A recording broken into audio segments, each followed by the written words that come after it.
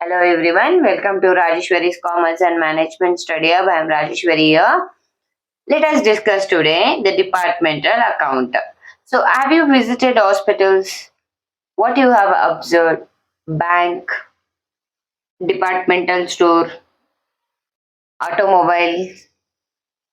You have visited, right? Just recall like what you have observed over there. If you went to the hospital, there will be a separate section called medical store, and it will be outside the hospital. And who allocates the room, who maintains the room, that will be separate, right? And cafeteria is separate. When it comes to a bank where you will get a exchange of your foreign currencies, the forex will be different. Underwritings will be done in a different section, department, and credit card control will be done by the separate department. So the departmental accounting is a separate segment of a business, and we need to prepare separate account for the each activity. So here different activities will be taken place under the same roof, under the one roof, different activities. Now example, here you can see departmental store, departmental stores. Under departmental store, I have three floors. First floor, second floor, ground floor. Right. This will be first and this will be second. First floor, second floor and the ground floor. Under ground floor, all clothing sections are there. Clothes. First floor, all shoes you are going to get. And second floor, you will get all gift items. Gifts. Right. Here, gift, shoes, clothes. Different activity, but same business. Now, if you calculate overall the profit of the business, is it you'll be able to find out like what is the productivity, efficiency of the each department or a section is, how responsibly they are behaving, which department is working efficiently and effectively, and how adequately they are controlling it. To understand all these things, you need to maintain a separate book of accounts, because the income which they have generated through clothes, shoes, a gift will be different, and the expenses they are incurring for the each activity is also different. So whatever the expenses you have incurred in common, you need to allocate it based on the apportionment. To know the departmental wise what is their profit, how responsible they are, what are their expenses, how they are controlled, how effectively they are working. To know all these things, we need to prepare this departmental stores. And from the beginning, they will maintain separate books of accounts. At the end of the year, we are preparing the consolidated financial statement. We are preparing consolidated financial statement. Right. So here we are preparing trading and and profit and loss account. Profit and loss account. Here you can see each department we need to prepare a separate, right? So that is why this profit and loss account we will call it as a columnar profit and loss account. Now department 1, 2, 3. Department 1, 2, 3.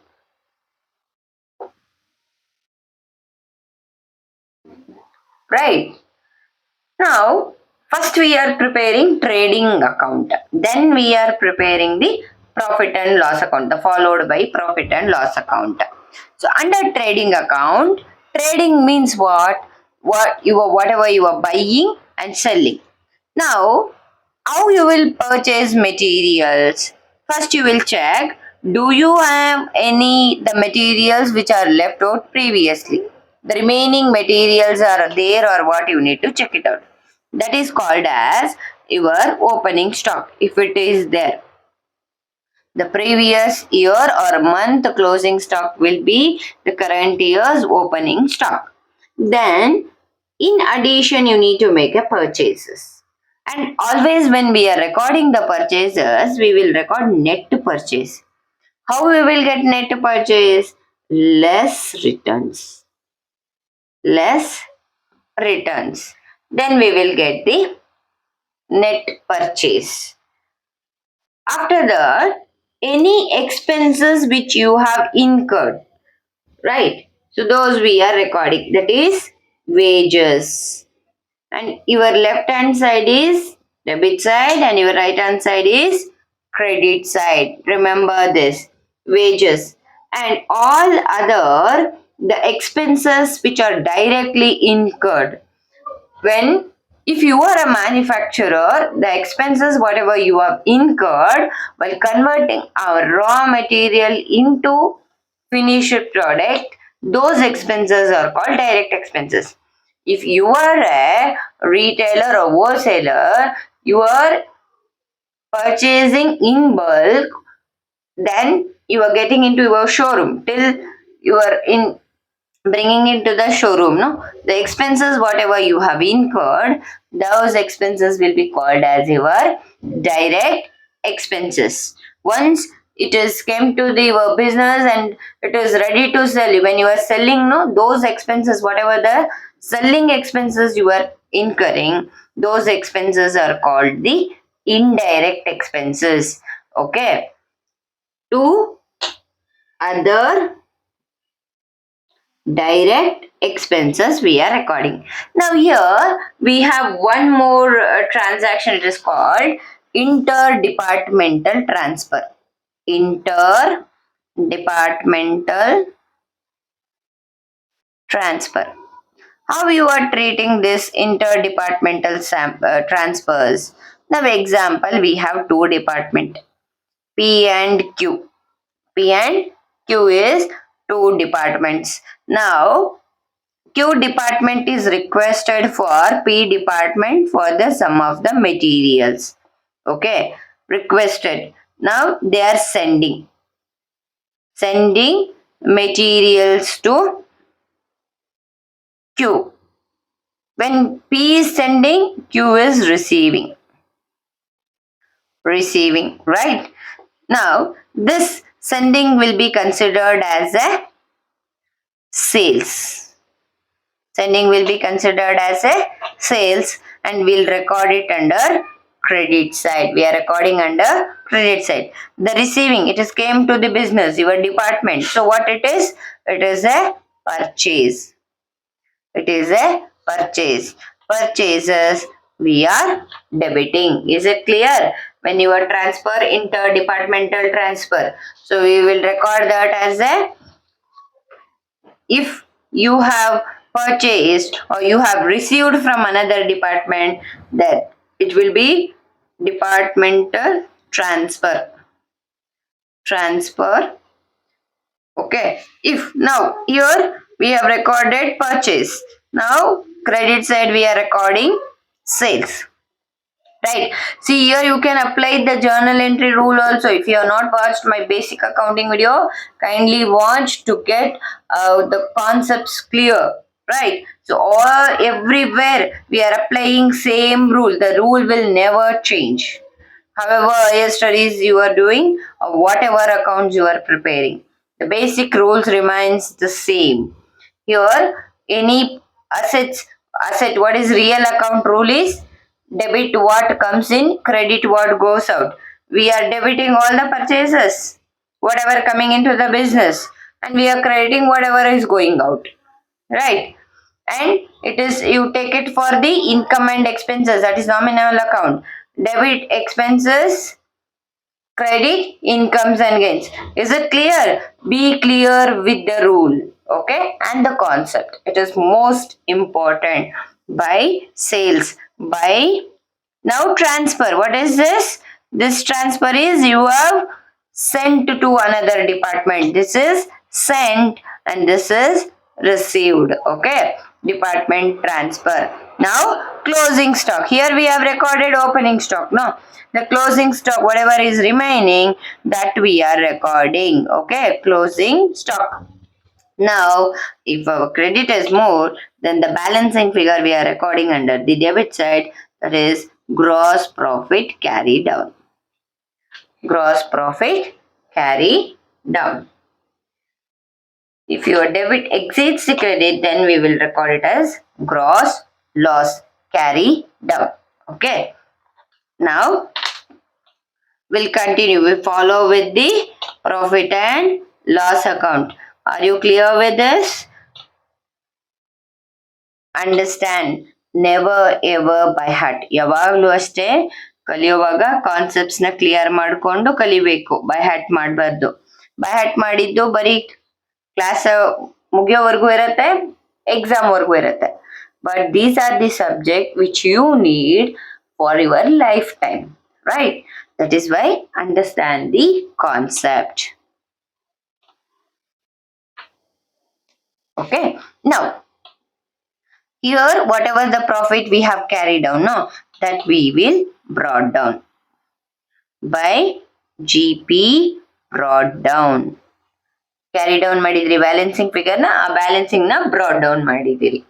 Okay, now here all the rent, if factory rent comes, we are recording in trading account. Any like office rent comes, we are recording under profit and loss account. Or only if they give rent, we'll assume it, we'll consider it as an indirect expenses and we are recording under the profit and loss account. Now from here your profit and loss account, P&L account starts to rent, to salary, right? Wages under factory you are going to pay. That is why wages you are recording under trading account, salary you are recording under profit and loss account. Then any depreciation and amortization. Amortization is for intangible asset. Amortization. Okay. Then any other indirect expenses you are recording. Then to general profit and loss account, general P&L account. This is the net profit which you are going to transfer this net profit to the general profit and loss account. Here which are you are able to allocate. Allocate ಅಂದ್ರೆ ಏನು? ಈಗ example ನೀವು rent ಇದೆ ಅಲ್ವಾ, rent ನ ನಾವು based on the usage, floor ಎಷ್ಟೆಷ್ಟು use ಮಾಡಿದ್ದಾರೆ ಅದ್ರ ಮೇಲೆ ತಗೋತೀರಿ. ಈಗ 50,000 ರೆಂಟ್ ಇತ್ತು ಅನ್ಕೊಳ್ಳಿ, ಡಿಪಾರ್ಟ್ಮೆಂಟ್ 3 ಇದೆ, A B C. A department 1200 square feet use ಮಾಡ್ತಾ ಇದೆ. Then B department is using 800 and C department is also using 800. So here you are taking an ratio of 12:8:8. If you simplify this, 2:2:3, right?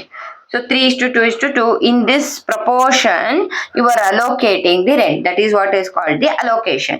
Now if you have a departmental manager, you can allocate. If you have a general manager, how you will allocate? So, and interest on capital, how you will allocate? So it is not possible to allocate, right? You are invested on the overall firm, overall business. So these expenses which we are not able to allocate it, that we are recording under the general profit and loss account. Okay, like interest on capital, interest on loan, interest on debentures, dividend received, dividend paid, all these we will record under the general profit and loss account. Is it clear now? What is allocation, how we are allocating? Now the expenses which are coming and how to allocate, that also we will discuss. First let us understand this format. Okay, so general, the gross profit we have brought down, then any indirect incomes are there that we are recording. Indirect incomes, right? Indirect incomes. So total. General profit and loss account.